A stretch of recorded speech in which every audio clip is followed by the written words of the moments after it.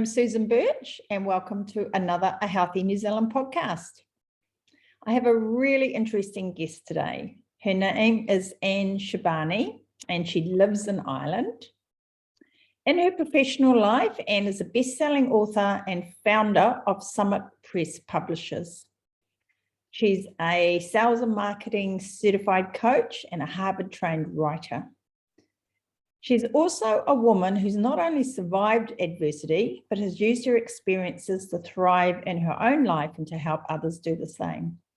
And today I'm going to pick her brains about how she got through those tough times and some of the lessons she learned that we can all apply to our lives. So thanks for coming, Ann. It's such a delight to talk to you. Susan, thank you for sharing me with your audience. And just so we don't confuse your audience members, I do, in fact, have an American accent. So yeah. even though I live in Ireland, which is a choice, I'm a born and bred American, thus the crazy American accent. Oh, would you like to tell us a little bit about your story? And you've shared parts of that with me before, so I'm sure the listeners would love to hear. So your listeners are interested in their health. They're interested in their physical, emotional, and spiritual well-being. And I'm really interested in that too. And I was just talking to somebody a little bit earlier about what it is to be an American. And Americans are pretty individualistic. We think about ourselves first and foremost, even beyond, how our lives affect our community. And that feeling of taking care of yourself, that feeling of, the individual comes first, that also comes with taking personal responsibility for yourself. And it would seem that, if you're about yourself, you're naturally going to take personal responsibility for yourself.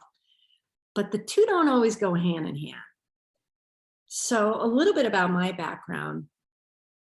I grew up in an alcoholic family, and, that's not particularly unusual. The rules of an alcoholic family are the rules of a lot of dysfunctional families. So, I'm going to talk a little bit about in that kind of, let's call it a dysfunctional system that I grew up in. There's a few rules that made taking personal responsibility for myself a little bit shaky, or something that I wasn't able to do very well until very late in life. So one of the rules is that you're not really allowed to show people how you feel. You're, in my household, if you wanted to avoid conflict or trouble, you just stayed perky and you didn't ask for anything, and you kept your head down, and you didn't really share opinions that were going to go against the grain. And you learn to take care of your own issues, but you don't learn to ask for help. You don't learn to think of that there are other people out there who can assist you. You also learn that you cannot affect outcome. That even if you play your cards right, and even if you're good and do everything right, stuff's going to happen that is out of your control. Like, you can't control everything. So there's this feeling like you cannot control outcome. And that's really the two things that I walked out of that family with. Like, there's nobody who's really going to help me. I got to figure this stuff out on my own. And even if I figure it out on my own, there's not a lot I can do to affect outcome, which doesn't make for personal responsibility, because when you take personal responsibility for yourself, you're assuming that you can affect outcome for yourself. So when I came out of that, so I went to the university. It's like I came from a family that could send me to the university. So it's not like, I came from a horrible family. I just came from a set of rules that were really not good for me emotionally or spiritually. And I came out of the university and I had no idea what I was going to do after that. I couldn't figure out how I was going to transition into my own life. I just knew I did not want to go back to my parents' house from where I came. I couldn't even envision going back there for like 6 months, which is what a lot of students would do. So I thought, I know I'm going to marry somebody. I'm going to get married, and that person is going to be my guide. That person is going to finally figure out what I ought to be doing.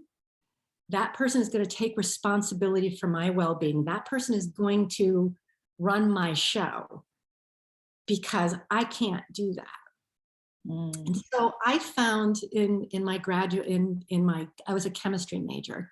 The graduate student was an Iranian fellow, 10 years older than me, who was getting his PhD.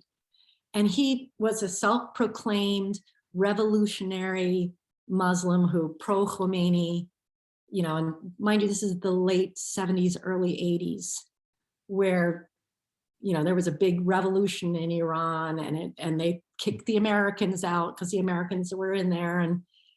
And he's, we really liked each other. He said, look, when I get my PhD, I'm going back to Iran. So it doesn't even make sense that we would get together, because you're American and Americans would never fit in over there. And I'm going to go back and marry my cousin who's a virgin from the village. And at 21, most Americans are not virgins, nor are they from any kind of village. But I decided, no, this guy is good. I want to hook my pony cart to him. He's got a PhD, and I imagined the oil wells. I had a fantasy about what this exotic life with this great guide who was very confident, had very strong opinions, his opinions were, a pro-Islamic government, and, he's very traditional, very smart guy, very good human being.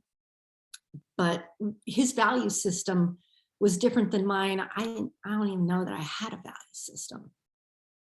And to make a long story short, I ended up getting pregnant and kind of forcing my hand with him. And we wind up, fast forward, living in Iran. And did you get pregnant on purpose, or? Oh, sure did. You take a birth control pill, you pop it out of the packet, you drop it in the toilet when you're brushing your teeth, and voila, you got yourself a card that is, like, how are we going to play this hand? And I knew how he would play it, because I knew his value system.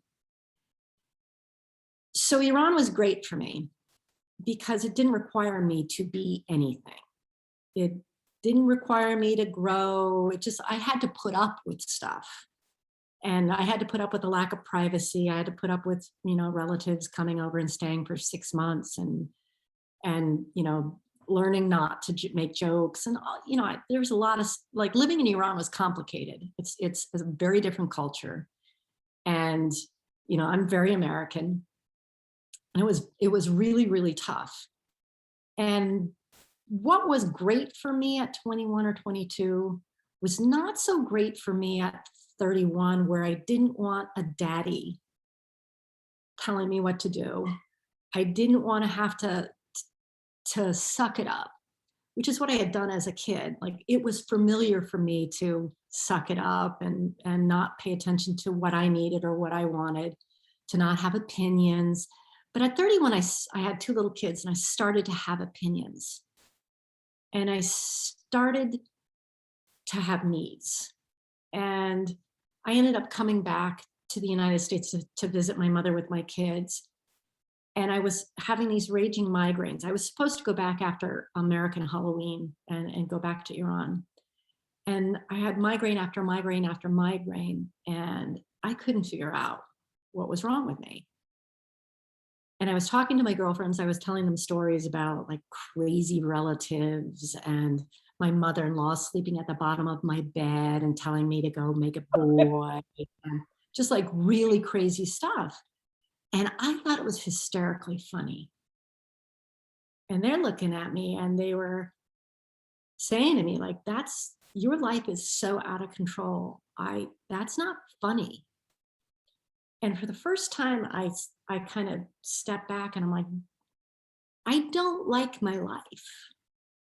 And I had a choice. I knew that I could stay on at my mother's, but if I did, I would end up getting divorced. And it would mean calling my husband up and basically saying, I am betraying you. I am I've got the kids, I'm staying here, and I'm not coming back to Iran, because in Iran, the children automatically go to the father in custody cases for a whole bunch of reasons. So we end up divorced. I had gained weight during this period, coming back to the United States and eating all the McDonald's hamburgers that I had missed, and the stress and the change. And I was sitting one day with a girlfriend looking at a magazine, and on the back of the magazine was a woman who was running. She had like a beautiful runner's body. And I must have packed on like a stone or 20 pounds, something in there. And I said, well, I want to have a body like that. And it occurred to me that to have a body like that meant that I would have to be a runner. If you want a runner's body, you kind of have to run. And she had arthritis, and she said, yeah, I want to start running with you too. And I got to move a little bit, which was she was a terrific running partner, because she couldn't run very fast either. So I suddenly realized, look, like running like my grandmother, I was running. And it got me going on something that normally would really have been off-putting, because if you think you can just start running out of the gate and be like, like an Olympic athlete, you're crazy.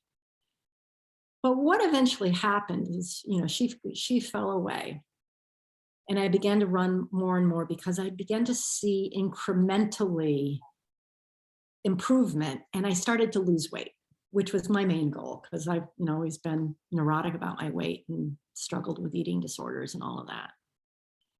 But more than losing weight, when I got outside, I suddenly had space to think, and I don't connect with myself very well. And that comes back to my background, where if you're not allowed to feel things and show emotions, eventually you become very detached from that stuff.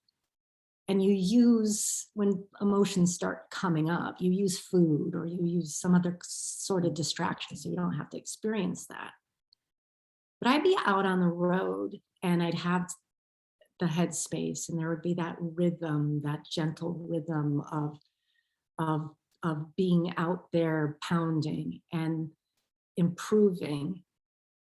And I began to feel myself.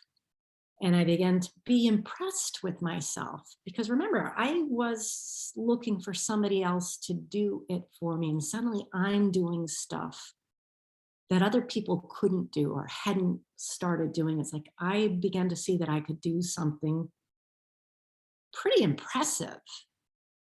And I had a couple of running buddies that said, hey, let's do a marathon. And I laughed. I had 2 little kids at home, and I'm like, I jog. How am I going to do a marathon? That's crazy. And I walked into a bookstore, and I found a book on marathon training. And I said, you know what? Let's try this training program. We can do it. So we ran together, and long story short, it was the training period and building that up and figuring out how I was going to get kid coverage and what I was going to do if my feet were blistered, and all of these obstacles that I had to overcome, which is just part of training. I got this really interesting confidence. And when I crossed the finish line, it's like I put this red superhero cape on me. And I thought to myself, I did that. I did something on my own. It was for me, it was improbable. I put in effort. I got this result, and I became so different. It gave me a confidence I really didn't have, because I could trust myself, carry through on a project. So yeah, I love being able to fit in skinny jeans, but what I like more is a sense of ownership of myself, a sense of ownership of my feelings, the sense of myself, what it is to take responsibility for myself, to do hard things, and to stick it out, because I wasn't someone who stuck it out. I was afraid of not sticking it out. I love what you said about trusting yourself there, because I think that for a lot of us and for women, we do let ourselves down. We make promises to ourselves and we don't keep them. And it's really hard to constantly trust ourselves. You know, we say, oh, we're going to go on a diet and we're going to lose this amount of weight and we're going to take up running, or even in our professional lives or family lives. It could be lots of things. And we make all these promises and then it gets a little bit hard. We don't do it. We feel like we're a failure. We give up. And the next time we go to make a promise, in the back of our head, we're going, oh, yeah, right. You know, you won't stick at it. You know, you can't trust yourself, you know. So I think that's a really important part of this process. Yeah, I think part of what happens with women, particularly women who get married and then have children, and maybe because this has been my experience, and other women and men experience this as well. But there's, like, we're socialized to give everything to our family, to give to our kids, to sacrifice for them, and everything is about them, and we're praised for that. We are, like, you're a good mother. If you want to get at a woman, you criticize her mothering, or you can criticize, how she interacts with her spouse. And it's so easy to forget that you are not part of the equation. And what happens when you take yourself out of the equation is you become really resentful. Like a lot of people pleasers, and I consider myself a recovering people pleaser. It's like, I'm going to please you. I'm going to make sure that I do everything right for you, because that way you'll love me. And beyond your love for me, I am nothing. And there was a writer, her name is Orion Mountain Dreamer, which in and of itself, I probably would have put the book down, because I don't want to read, like, Orion Mountain Dreamer, please. And it was called The Invitation. And there's a line in this, it started out as a poem and it ended up being a book, about how untrustworthy you are as a human being if you constantly betray yourself. Because if you are so willing to betray yourself, you will betray others.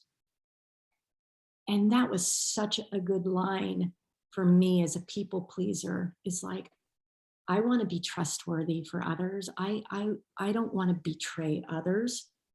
But the truth is, if you constantly betray yourself by forgetting what it is that you need and saying, pshaw, as long as you're happy, I'm happy. But you're not ever if you forget yourself, what happens is you are resentful. And it might not, like when I'm angry, I smile a lot.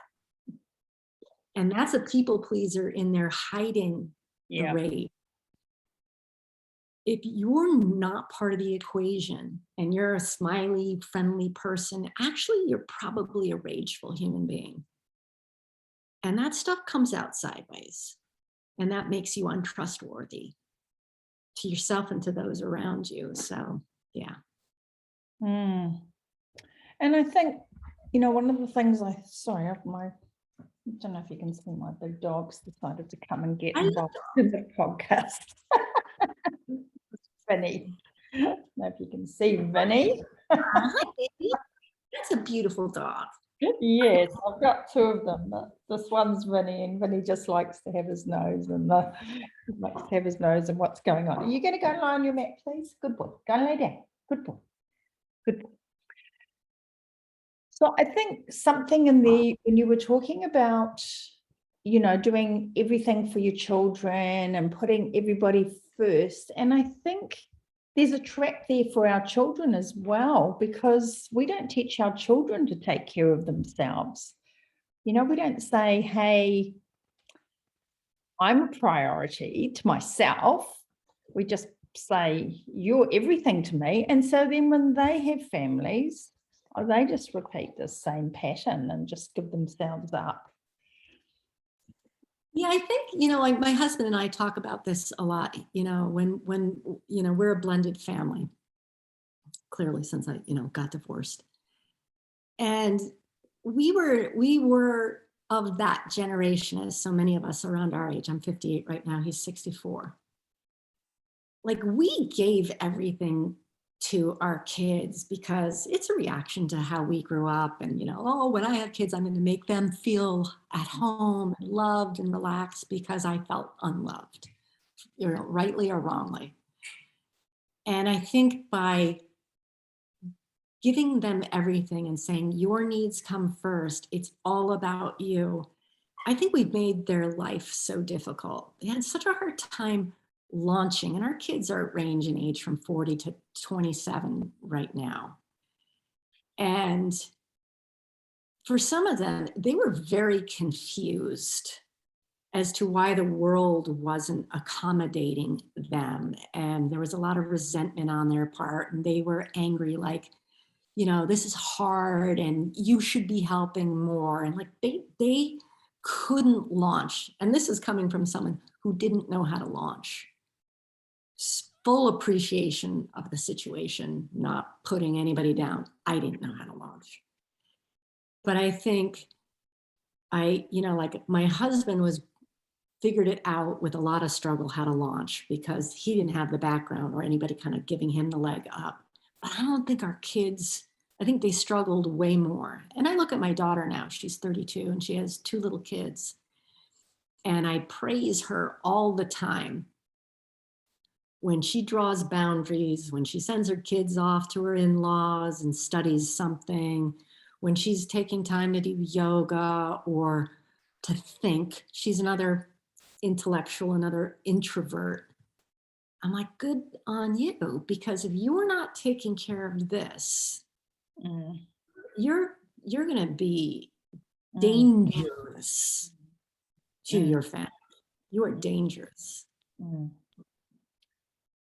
And then your relationships deteriorate and the whole thing sort of falls over, really.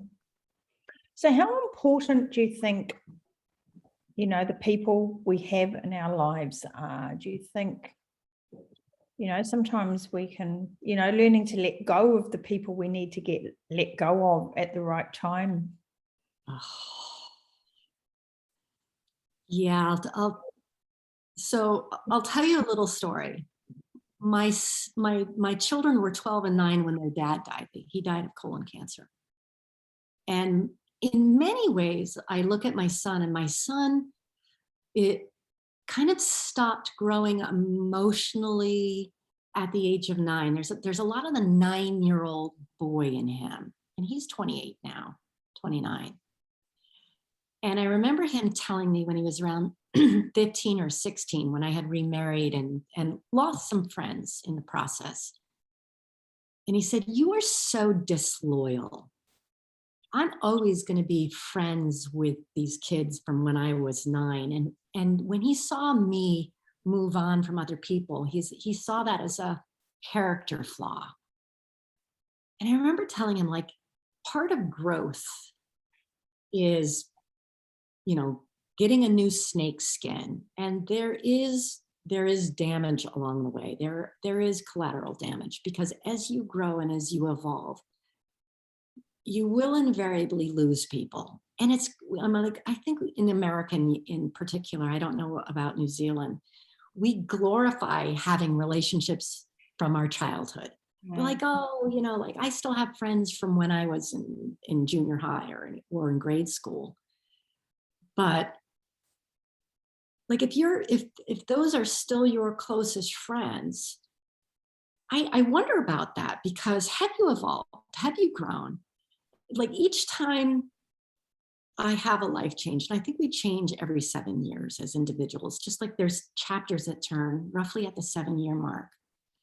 There are people that get left behind. And it's not that they're bad people, is that our value systems change, what it is that we are interested in change, what we're eating, how we want to treat ourselves and our body, that changes. Like I'm a vegetarian with like vegan leanings. That's just, what works for my body, what has given me a sense of myself.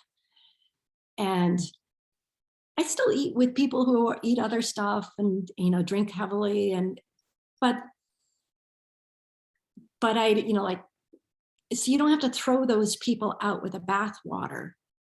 But I've noticed that I have more and more friends that eat well, that exercise, that take care of themselves, because there's a lot more we have in common. Like, hey, let's go running, or let's stop at a cafe and then, go for a 40-mile run today. Those people aren't the people that I knew when I came back from the United States. They're different. They were like the chap in my chapter. And does that mean I'm disloyal? Which is, oh my God, another rule of an alcoholic family. You must be loyal to the unit. Doesn't mean I'm disloyal. It means I've grown. And man, you gotta be okay with growing and letting some stuff go with love and grace. Not anger or like, what? Why won't you come with me? You let it go. And there's a whole new world of like the circle I'm in right now astounds me. I love hanging out with people in business, people who are, building what you're building what I'm building, entrepreneurs and service providers. And when I see what they do and how they create their business and what the impact they have, it's so exciting. I'm a little fish in some ponds that I'm in. And they stretch me. I'm uncomfortable. I am a little tiny fish, and I think they're going to go look at me and go, what are you doing here? But man, I want to be around people who stretch me. I would rather be a little uncomfortable than be the big fish in a pond that I've already outgrown. So how do you deal with that feeling of being uncomfortable? Because, for so many people, it's just too challenging, and to feel that they've left behind people that they've outgrown, facing the criticism of those people. How do you deal with that? So this is where book writing comes in. So one of the ways that I got to understand myself and know myself and accept myself was by writing through my life, writing through the stories. I spent a number of years writing about my stories in Iran. And in the very beginning, the stories were all like, look at what happened to me. Look what these people did to me. And then after a while, it became, what happened to me? What made me want to go to Iran? What made me want to drop my pills in the birth, like in the toilet? What made me that woman who went there? And then what did I become? How did I become that? So there's a process of emotions. It's anger and it's sadness and it's indignity. And then it is, you use the word integration. It is meeting parts of yourself that you might not be very proud of and understanding them with a little bit more compassion. You understand other people with a lot more compassion when you think it through, work it through, and you understand yourself with a lot more compassion and forgiveness for both self and others. So the writing process in and of itself is this transition. It is anger and hurt, and then you get a little bit better and work it out, and you come out the other side. So if you're from an alcoholic background, you don't understand process. There's a blow up and there's no resolution. It's just the next day, everything's fine. So you don't know what goes on to go from horrible to good because it's hidden or it's ignored. So you think you don't understand process. You're just So relieved that it's all over. you're just relieved that it's all over. So to feel bad feelings is what we're trying to avoid, right? It's why we eat the wrong stuff. It's why we sit on a couch and binge watch Netflix. We just want comfort. We don't want to feel that stuff. We have spent our life trying to avoid that stuff, right? Like, who wants to feel that? But if you know that there's a process, if you know that by journaling it out or working it out or walking it out and being with it and knowing that it's like a cloud over your sunroof. It's like you see the clouds go by and it covers the roof, but the clouds are going to pass and you feel differently. Like, feelings are transient. And you know this from your own experience. Like, if somebody's died and you experience grief, your body can't keep grieving that way. It eventually dissipates because your nervous system won't allow it. So I think it's trusting in the process. It's journaling it out and not thinking so much about what it is you did. Why it's really what's behind that. Yeah. So you suddenly, you're on a diet and you eat a pint of ice cream. Why? What feeling, what emotion, what feeling, Yeah. what kind of love did you need for yourself? What was it you needed that you used the ice cream to give to you? Yeah, and I think it's, the idea you shouldn't be doing that, or, like, oh, I failed my diet, so it's black and white, it's all or nothing. And now I'm a failure, and now it's over, and alcohol, all or nothing. It's all ruined now. Yeah, and I think from one of the concepts that I keep bumping up against is that the finish line is never going to come. Like, if I'm in training, I'm working really hard, and then I'm off training and I have like a maintenance run that I do. Like right now it would be painful for me to run a marathon. Give me 3 months, and I'm a marathon runner. But there's hard pushes, and then there's maintenance, hard push and maintenance, fall back, push forward. Like, this is never going to be done. Like, you're never going to stop taking care of yourself. You're never going to stop working it. Sometimes you're going to make poor choices, or you're going to, fall backwards in your own mind. And I think if you know that it's not all or nothing, and that it's okay, make a better choice tomorrow. Let's make some better choices. Let's get on a little rhythm and train a little harder. And then let's find a maintenance, something that's sustainable. Like, I'm a huge fan of sustainability, habits, building habits, pushing it a little bit, and then finding something sustainable. Like, for me, a sustainable running routine is running 7 miles 5 times a week. That's sustainable for me. Might not be sustainable for somebody else. Sustainability.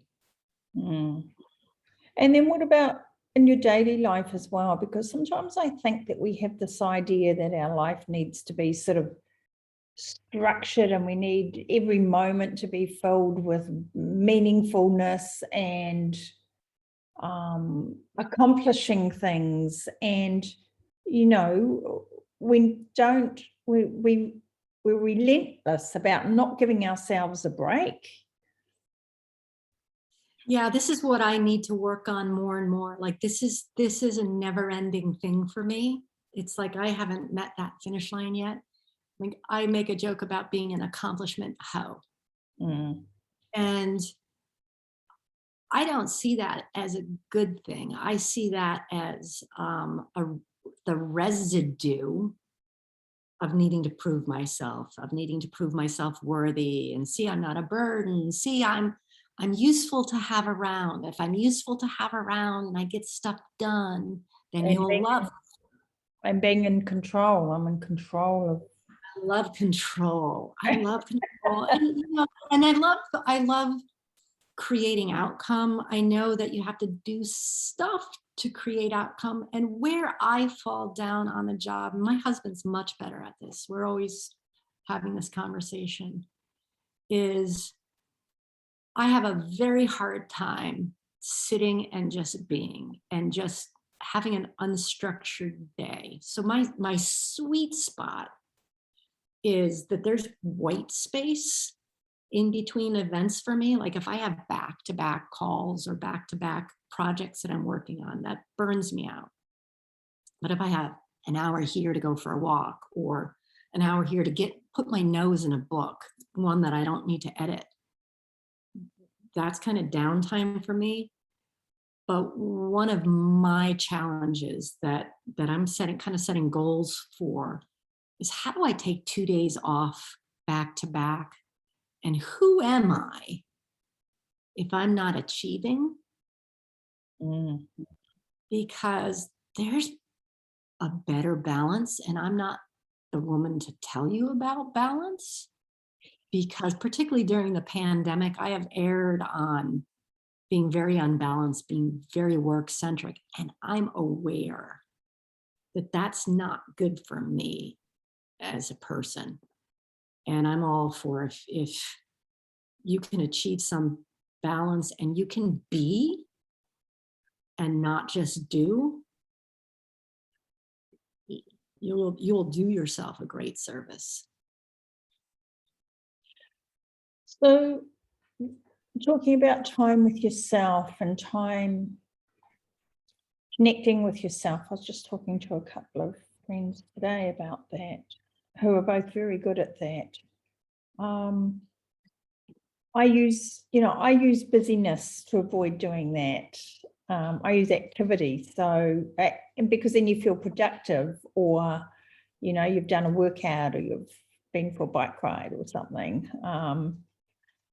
and you think of that as being time for yourself, but it's not really. And that kind of time that you're talking about, where you're really connecting with yourself and your feelings, and there's something like we all have a nature. We're all different, right? And my husband and I, we talk about being sharks. Not that we're out biting people, but that we have to keep swimming in order to keep the water flowing through our gills. So part of, like, I remember, my first husband, the Iranian fellow, was amazing at just being. He would sit for hours with a tray of tea and smoke cigarettes, and he was as content as could be. And he would look at me and he's like, "What's wrong with you? Why can't you just sit?" Mind you, I was like running around chasing kids and putting dinner on. But I mean, he had a point, like, you can't just sit. And part of that is background. Part of that is nature, where I, a doer and a beer. And so there's, like, where does your basic nature come in? How do you modify that? What's behind that? I had a friend who called. She was recovering from alcohol addiction. She said, "Do you ever just sit?" And I said, "Of course I do. I would sit on the couch. Sometimes I'll knit, just to kind of like." She said, "No, you're doing something. You're knitting." I'm a horrible knitter. I said, "No, I'm sitting there and I'm just letting my mind." She said, "No, you're knitting. You're doing something productive." And I said, "So the answer to the question is no, I don't just sit, ever."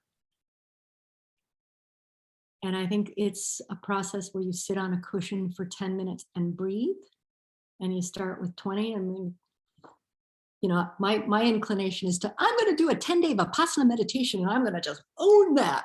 Yeah. Wrong attitude. I think just learning how to sit with yourself for 10 minutes would be awesome. And I work it. I got a long way to go. Mm, mm, mm. So what sort of advice would you give to women, or what sort of, you know, what would your, what are some of your experiences about making these changes when they're stuck? You know, they're maybe in good relationships or maybe not so good relationships. They've got children, they've got responsibilities. They feel disconnected with themselves. How do they get back in touch with that? And because, you know, one of the things I've noticed in my life is that as you change and grow, the people around you need you to stay the same. And Yes. that is the challenge. So maybe it goes back to that little story I told you about my son saying, essentially pointing out what he perceived as a character flaw. And he grew up with the alcoholic rules because those are the rules that I knew. And of course, even without knowing that you're imparting those, you impart those. So is it true that you should be loyal until death do you part? Until, no matter what. And I'd like to think of my mother buying a used car. My mother would buy her used cars, even they were all lemons. Every time she bought a used car, it was a lemon. But she would always go to this used car salesman named Stan. And I'm like, Ma, every time you buy a car from Stan, it's a lemon. I know, but I'm loyal. Mm, mm. So I think questioning your loyalties. Sometimes loyalty is a habit. Sometimes it's a dictator where you're not supposed to question. Like, I think we need to question not whether we're good enough for somebody else, is whether they fit in our life. Like, it's like sitting across from a table facing a blind date.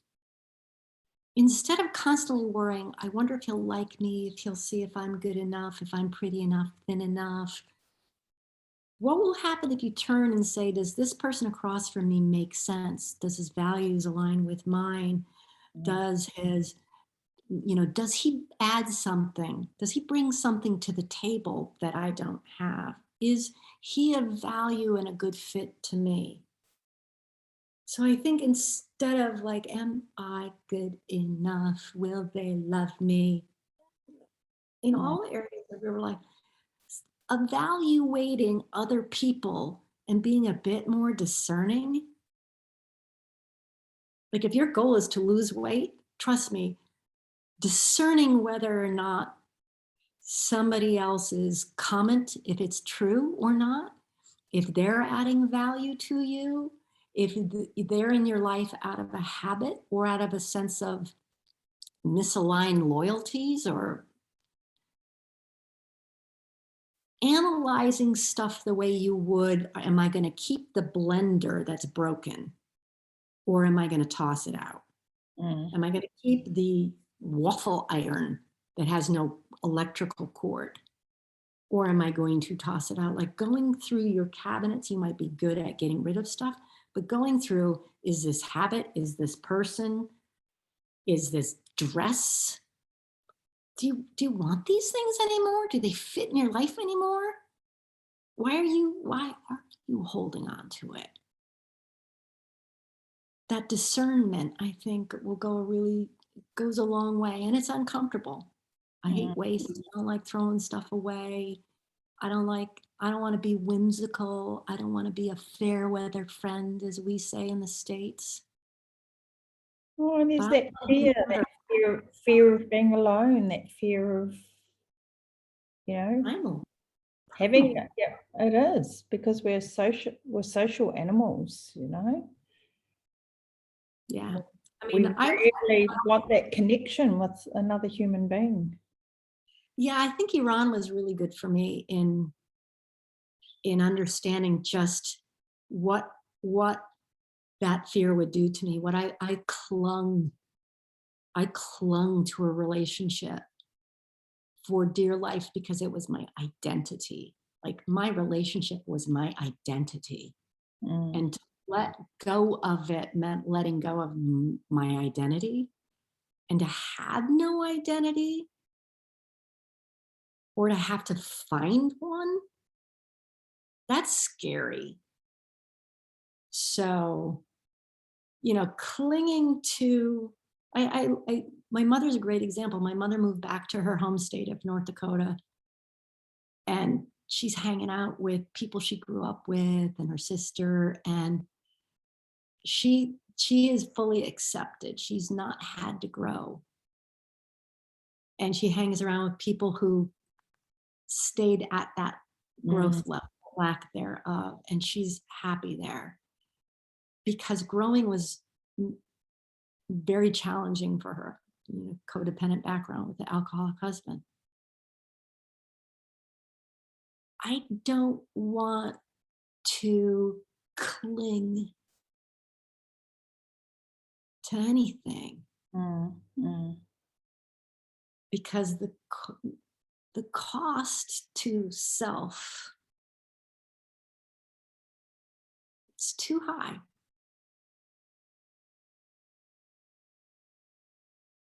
Mm. Easier said than done. Yeah, the words are easy, but the actions are a lot more challenging. It's And prime. and then also not kidding yourself about it as well, because we're all the hero of our own stories and quite inclined to fool ourselves about where we're at. So it's quite challenging to keep reevaluating that. Yeah. Yeah, seeing yourself in the mirror. I think, like I was reading something the other day, and it's very true. When you find yourself being highly judgmental of other people and very critical of other people, it's usually because there's an aspect of yourself that you haven't integrated, that you are seeing your shadow self Mm, go all Jungian in mm. other people. And it's probably time. It probably means that you're growing and you need to integrate that. And you need to look at some stuff that you got going on. But I would say that when you recognize how judgmental you are, it's time for a change. It's time for some evolution. It's time for looking at yourself in the mirror and deciding, we can all find things that we don't like, but what is something we need to change that would be the linchpin thing? Like what one thing can we change? What one habit can we incorporate in our life to get a little bit of, a leg up? What about forgiveness? I think being able to forgive yourself, because I think we suppress sometimes a lot of, none of us are perfect. We all do, we all do mean and nasty things. We all make mistakes. And I think sometimes we're so harsh. We don't actually want to go and own up to that in the deepest part of our hearts. We want to keep telling ourselves a story about it and why we did it and why we're like that. And I think to be able to say, okay, I accept that that's part of me and I forgive myself for that being part of me. Yeah, couldn't say it better. Could not say it better. Spot on. Mm. Mm. So fear, we're in the middle of another lockdown here, and to be honest, we haven't had it as bad as many parts of the world, but people are scared. My whole day is just full of emails and texts and messages of people are scared, people are fearful about what to do, they're sick of being stuck inside, they've got all their children around, they're supposed to be, educating them, they're trying to work online, they haven't been in such close proximity with their husbands for such a long time. Yeah, fear. I think if somebody ever tells you that they don't get afraid or that they're not afraid, I think they're liars. I do a lot of high altitude mountaineering, and I've been on some pretty dangerous mountains. And there have been times where I'm standing on a path that's this narrow, and on one side it drops 3,000 feet, on another side it drops 5,000 feet. So divide that by 3 and you've got meters. And either way, if I make a wrong footfall, I will die. I will not make it. And I have, it's cliche to say that your knees knock, but I'm so frightened that my knees are knocking and the wind is blowing, and there's only one way to go, and that's forward, because back is worse than forward. And, why would anybody put themselves in that situation, if they didn't have to, blah. That's a whole nother story. But when you are afraid, it's normal. It's that primal instinct trying to protect you, and you can still push forward. You will feel it. It's a normal emotion. It's meant to protect you, and you can still do stuff. You can still work through it and get to another side. And when you do, you become somebody else. So facing fears, and I'm talking about a literal physical obstacle, facing your fear and doing it anyway, when it's really, really hard, changes you. And there's a lot to be said for building self-esteem and self-respect. Some people have it naturally, I think, or it's instilled somehow. I don't know how. It wasn't instilled in me. I think when you do hard things, I think when you do stuff, even when you're afraid, you learn to trust yourself, you learn to depend on yourself, you learn that you're capable of doing stuff even when you're afraid. I think that's what builds self-esteem. At least it has in me.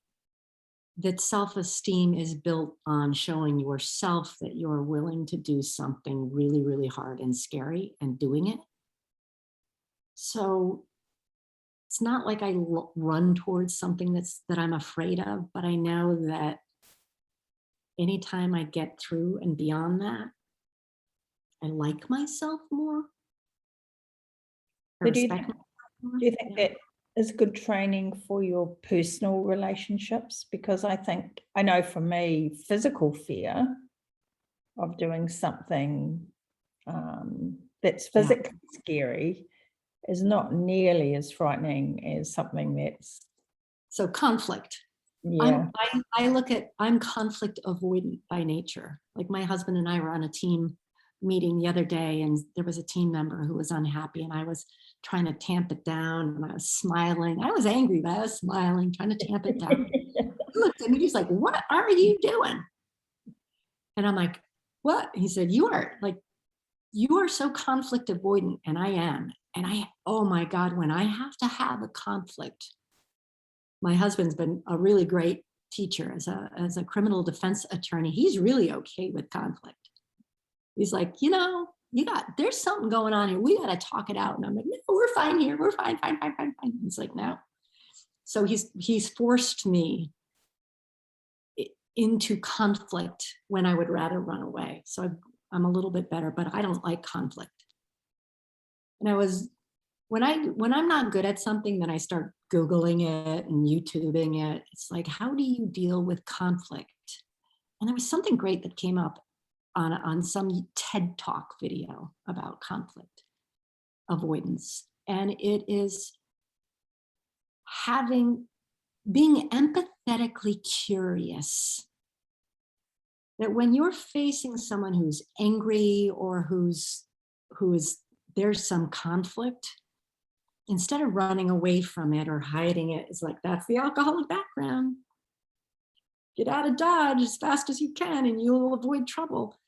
You can't live your life that way and not be resentful. Mm. And resentment is poison because it poisons you, it makes you fat and unhealthy, and resentment comes out sideways. You do stuff that's inexplicable because you're resentful, and it comes out instead of being directed at what the problem is and what you're afraid of. You're soiling your crate, as we say, in other ways. So in personal life, as opposed to physical things like that, I'm a scaredy cat. Trained scaredy cat, but I know that I gotta do it. I gotta deal with conflict straight on. Even though every impulse, everything tells me not to, because I know when I kept from rocking the boat, I did it for years and I blew it up. I threw a nuclear bomb right in there because that's the only way I knew how to handle that. And that's not good for people. It's not good for you. And I think a lot of us are familiar with that. You keep a lid on it for so long and then eventually it just erupts out of nowhere. I think it's quite a common way to avoid conflict.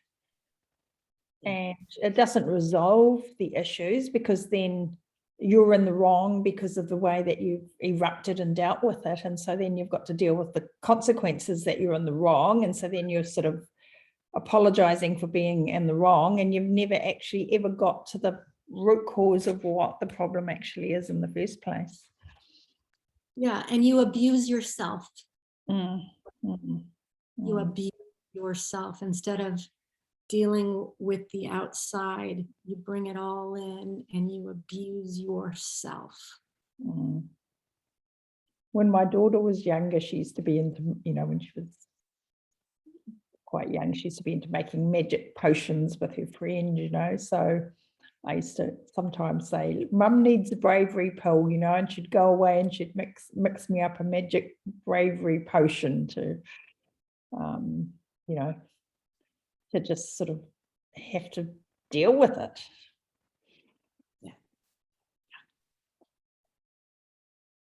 That was great. Well, this has been great talking to you. Have you got what other final words of wisdom would you have for people? My final word of wisdom would be, it comes from a book that I worked on. It was a book on health. And I won't say the word because it was, healthy as F.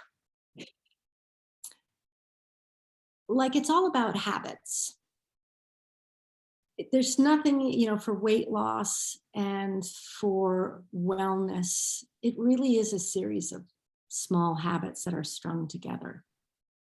And sometimes, it's that all or nothing mindset. Like, I got to do it big. I got to do it all. And I got to do it right now.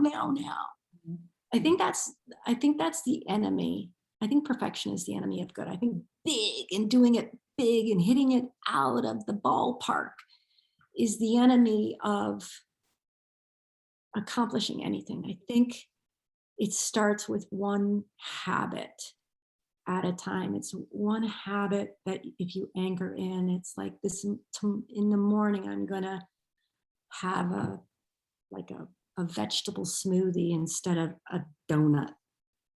Like every morning I'm going to have a vegetable smoothie. You change one habit and the rest become easier to change. It's like, don't go for the whole thing. Start with the small and learn to trust yourself. Do it for a month. And like this month, I'm going to take on this habit and I'm going to play with it. Yeah. I'm going to see how it feels. I'm going to see what it's like just for the month. And then if the habit sticks and you like it, carry it on into the next month and try another small habit. I don't think wellness and fitness is a lot more complicated than having a few good habits and rooting out a few habits that you know aren't doing you much good. If I want to gain weight, I'll have wine and cheese in the evening. Make that a habit, and I can put on 10 pounds in 3 weeks. There's the habit I want to root out. So habits. And then, as you said earlier, just get to the root cause of, why are you doing that every evening? Why is every evening about sitting down with that wine and that chocolate or that bag of crisps or something? And, what is it I'm needing now? Can I journal or can I meditate or spend a few minutes thinking about what it is I really need now, Yeah. Because, you come home, you're like, oh, I'm pissed off with the boss at work today, and then drinking the wine and eating the chocolate doesn't make the boss any better. He's still an asshole, Go knit a scarf, for God's sake. Sit on the couch. You're doing something right. You're knitting. Yeah. What about one last question I'd like your thoughts on is, and it's this all or nothing thing, people will go hard. They go hard for a few months. And I just see it over and over again. They lose massive amounts of weight. They tell you how wonderful they feel. They're sleeping better. Everyone's commenting on how good they look. And then they just drop it and go back to where they were. I think it's that finish line thing. I really do think that we think we get to quit at some point. And I do think training for a marathon is a great lesson in that you train and you work it and you work it and then you can cross a finish line. But a week or 2 weeks after a marathon and you start letting that go and all the habits that you had associated with that, because you've done it, like you hit it, you did it. This idea that you ever get there and that once you get there, you can coast. I think that's what gets us. And it's not like we're sabotaging ourselves. I really do think it's this, we hold this belief that there's a finish line. And it's like I have training runs and I have maintenance runs. People forget about the maintenance runs. They're like, they're all about the training runs. Yeah. When you get there, you don't get to quit. You don't get to quit. You do the maintenance habits. So what are the maintenance habits? I think that's it.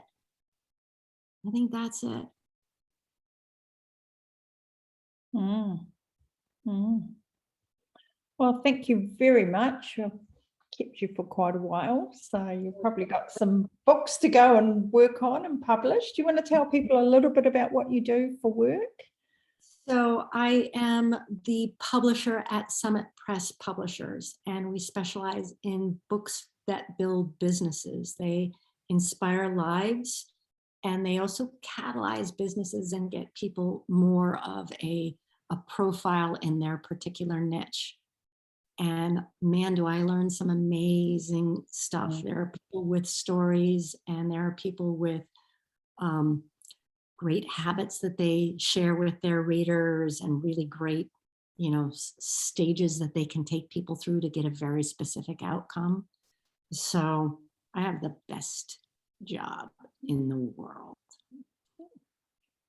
Oh, well, that's wonderful. And I've just about finished Walt's book, which has been amazing. And it's been quite hilarious because I always highlight all the good things in books I read. And it's like the whole book is sort of like coloured in yellow highlighter. So brilliant. It's just full of just amazing stuff. Well, thank you so much. And thank you for sharing your audience with me. And I love the conversation. I love the topic. And yeah, we could talk for hours, but we will let people go and get on with their busy days as well. So thank you for having me. Yeah, no, it's really great. And I think you will have left people with some really good, thoughtful things that they can start to think about and implement in their lives. So that's what it's all about, is just helping people. Thanks. Thanks.